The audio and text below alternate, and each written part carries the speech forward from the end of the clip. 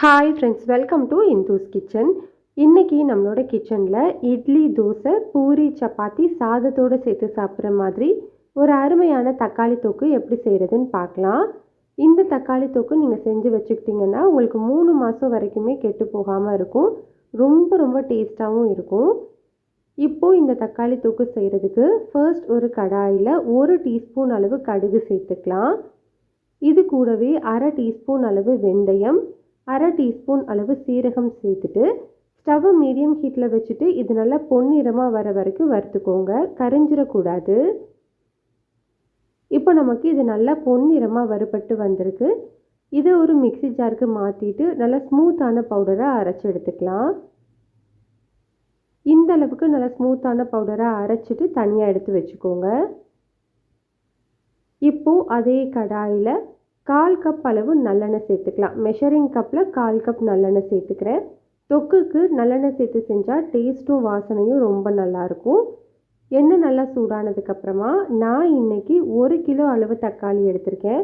தக்காளியை நல்லா கழுவிட்டு ஒரு துணி வச்சு துடைச்சிட்டு அதுக்கப்புறமா கொஞ்சம் பெரிய பீஸஸாக கட் பண்ணி வச்சுருக்கேன். அதை உள்ளே சேர்த்துக்கலாம். தக்காளியை ரொம்ப சின்னதாக கட் பண்ணணுன்ற அவசியம்லாம் இல்லை. கொஞ்சம் பெருசாக இருந்தாலே பரவாயில்ல.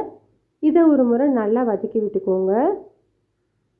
ஒரு நிமிஷத்துக்கு இது வதங்கினதுக்கு அப்புறமா ஒரு சின்ன எலுமிச்சம்பழம் அளவு புளி எடுத்துக்கலாம். புளியில் உள்ள அந்த நார் பகுதி எல்லாத்தையும் எடுத்துட்டு உள்ளே கொட்டை இருந்தது அப்படின்னா அதையும் எடுத்துருங்க. அதுக்கப்புறமா இந்த மாதிரி பிச்சுட்டு சேர்த்துக்கலாம். இப்போது இந்த தக்காளி தொக்குக்கு தேவையான அளவு உப்பு, 2 டேபிள் ஸ்பூன் அளவு கல்லுப்பு சேர்த்துக்கிறேன். இப்போ இந்த தக்காளி நல்லா மசிகிற வரைக்கும் வதக்கி விட்டுக்கணும். ஸ்டவ்வை மீடியம் ஹீட்லேயே வச்சுட்டு வதக்கிக்கோங்க. ஒரு முறை நல்லா வதக்கி விட்டதுக்கு அப்புறமா இதை ஒரு மூடி போட்டுட்டு ஸ்டவ்வை மீடியம் ஹீட்லேயே வச்சு ஒரு 10 நிமிஷத்துக்கு வேக வச்சுக்கலாம். இடையில கிளறி கொடுத்துக்கோங்க. இப்போ 10 நிமிஷத்துக்கு அப்புறமா பாருங்கள், நம்மளுக்கு தக்காளிலாம் நல்லா மசிஞ்சு வெந்திருக்கு. இந்த டைமில் நம்ம ஸ்டவ் ஆஃப் பண்ணிக்கலாம். ஸ்டவ் ஆஃப் பண்ணிவிட்டு இதை நல்லா ஆற வச்சுக்கோங்க. ஆறினதுக்கு அப்புறமா இது ஒரு மிக்சி ஜாரில் சேர்த்து நல்லா ஸ்மூத்தான பேஸ்ட்டை அரைச்சி எடுத்துக்கணும். சூடாக இருக்கும்போது கண்டிப்பாக அரைக்கக்கூடாது. நல்லா ஆறினதுக்கு அப்புறமா தான் அரைக்கணும். இப்போ பாருங்கள், நல்லா ஸ்மூத்தாக அரைச்சி எடுத்துட்டேன். தண்ணி எதுவுமே கண்டிப்பாக சேர்க்கக்கூடாது. அந்த தக்காளியில் இருக்கிற தண்ணியிலையே நல்லா ஸ்மூத்தாக அரைச்சி எடுத்துக்கோங்க. இப்போது இது தனியாக இருக்கட்டும். இப்போது அதே கடாயை நல்லா கழுவிட்டு துடைச்சிட்டு அதுக்கப்புறமா மெஷரிங் கப்பில் 3/4 கப் அளவு நல்லெண்ணெய் சேர்த்துக்கிறேன்.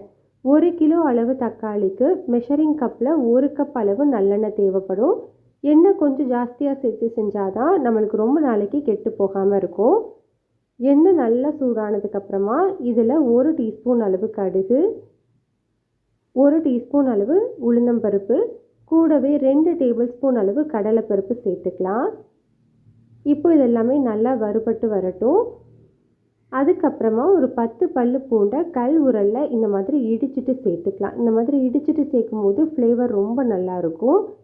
இது கூட ஒரு கொத்தளவு கருவேப்பிலை சேர்த்து நல்லா பொரிய விட்டுக்கோங்க. இப்போ இதெல்லாமே நல்லா வதங்கி வந்ததுக்கப்புறமா நம்ம ரெடி பண்ணி வச்சுருக்கிற தக்காளி பேஸ்ட்டை சேர்த்துக்கலாம். நம்ம நார்மலாக மிக்சி ஜார் கழுவிட்டு தண்ணி சேர்ப்போம் இல்லையா, அந்த மாதிரிலாம் கண்டிப்பாக இந்த தொக்குக்கு சேர்க்கக்கூடாது. தண்ணி நம்ம எக்ஸ்ட்ராவாக சேர்த்தோம் அப்படின்னா தொக்கு ரொம்ப சீக்கிரமாக கெட்டு போயிடும்.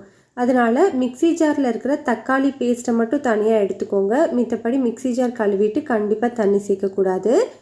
இப்போ இதை ஒரு 3லேருந்து 5 நிமிஷத்துக்கு நல்லா வதக்கி விட்டுக்கலாம். 5 நிமிஷத்துக்கு அப்புறமா பார்த்திங்கன்னா நம்ம சேர்த்துருந்த எண்ணெய் எல்லாத்தையுமே தக்காளி தொக்கு உறிஞ்சி எடுத்துருக்கோம். இந்த டைமில் நம்ம மசாலா தூள் எல்லாமே சேர்த்துக்கலாம். இது கூட 1/8 டீஸ்பூன் அளவு மஞ்சள் தூள், காரத்துக்கு 2 டேபிள் ஸ்பூன் அளவு காஷ்மீரி மிளகாய் தூள், 1 டேபிள் ஸ்பூன் அளவு தனி மிளகாய் தூள் சேர்த்துக்கிறேன். உங்களோட காரத்துக்கு ஏற்ற மாதிரி மிளகாய் தூளோட அளவு அட்ஜஸ்ட் பண்ணிக்கோங்க. இப்போ நம்ம தூள் சேர்த்துட்டு ஒரு 2லேருந்து 3 நிமிஷத்துக்கு நல்லா வதக்கிக்கலாம். அதுக்கப்புறமா கட்டி பெருங்காயத்தில் ஒரு 4 சின்ன கட்டிகள் நான் சேர்த்துக்கிறேன். உங்கள்கிட்ட கட்டி பெருங்காயம் இல்லை அப்படின்னா நீங்கள் 1 டீஸ்பூன் அளவு பெருங்காயத்தூள் சேர்த்துக்கலாம். இப்போ இது எல்லாத்தையுமே நல்லா கலந்து விட்டதுக்கப்புறமா ஸ்டவ்வை லோ ஹீட்டில் வச்சுட்டு இதை ஒரு மூடி போட்டு ஒரு 10 நிமிஷத்துக்கு வேக வச்சுக்கோங்க.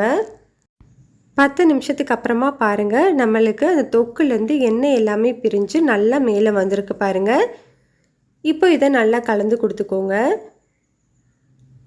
நம்மளுக்கு தொக்கு வந்து கரெக்டான பதத்தில் இருக்கா அப்படின்னு செக் பண்ணுறதுக்கு நீங்கள் இந்த மாதிரி தொக்கை விலக்கி பார்த்தீங்க அப்படின்னா நம்மளுக்கு தண்ணியே இருக்காது. இந்த மாதிரி எண்ணெயோட கலந்துருக்கும் தொக்கு. இதுதான் வந்து கரெக்டான பதம். இந்த டைமில் நம்ம ஏற்கனவே வறுத்து பொடி பண்ணி வச்சுருக்கோம் இல்லையா, கடுகு வெந்தய பொடி, அதை சேர்த்துக்கலாம். கூடவே 1 டீஸ்பூன் அளவு பொடிச்ச வெல்லம் சேர்த்துக்கலாம். இந்த மாதிரி நம்ம தக்காளி தொக்கில் லாஸ்ட்டாக பொடிச்ச வெல்லம் சேர்த்தோம் அப்படின்னா நம்மளுக்கு இனிப்பு, காரம், உப்பு எல்லாத்தையும் பேலன்ஸ் பண்ணி கொடுக்கும். டேஸ்ட் வந்து ரொம்பவே சூப்பராக இருக்கும். இது நல்லா கலந்ததுக்கப்புறமா ஸ்டவ் ஆஃப் பண்ணிக்கோங்க. அவ்வளோதான், நம்மளுக்கு ஒரு அருமையான தக்காளி தொக்கு வந்து ரெடி ஆகிடுச்சு. இந்த தொக்கு நல்லா ஆறினதுக்கப்புறமா இதை ஒரு கிளாஸ் பாட்டிலில் போட்டு நீங்கள் ஸ்டோர் பண்ணி வச்சுக்கலாம். இதை நீங்கள் வெளியில் வச்சுருந்தாலே 1 மாதம் வரைக்கும் கெட்டு போகாமல் இருக்கும். நீங்கள் ஃப்ரிட்ஜில் வச்சு யூஸ் பண்ணிங்க அப்படின்னா 3 மாதம் வரைக்கும் உங்களுக்கு கெட்டு போகாமல் இருக்கும். இந்த தொக்கு இட்லி, தோசை, பூரி, சப்பாத்தி, சாதத்தோடு சேர்த்து சாப்பிடும்போது டேஸ்ட் வந்து ரொம்ப ரொம்ப சூப்பராக இருக்கும். இது வந்து நம்மளோட ஒர்க்கிங் லேடிஸ்க்கு, அதே மாதிரி பேச்சுலர்ஸ்க்கு, ஹாஸ்டலில் தங்கி படிக்கிறவங்களுக்குன்னு எல்லாருக்குமே ரொம்ப ரொம்ப யூஸ்ஃபுல்லாக இருக்கும். நீங்கள் கிளாஸ் பாட்டிலில் ஸ்டோர் பண்ணதுக்கு அப்புறமா உங்களுக்கு கடாயில் கொஞ்சம் தொக்கு வந்து இருக்கு இல்லையா, இது கூட இன்னும் 1 டீஸ்பூன் அளவு தொக்கு மட்டும் நான் சேர்த்துருக்கேன்.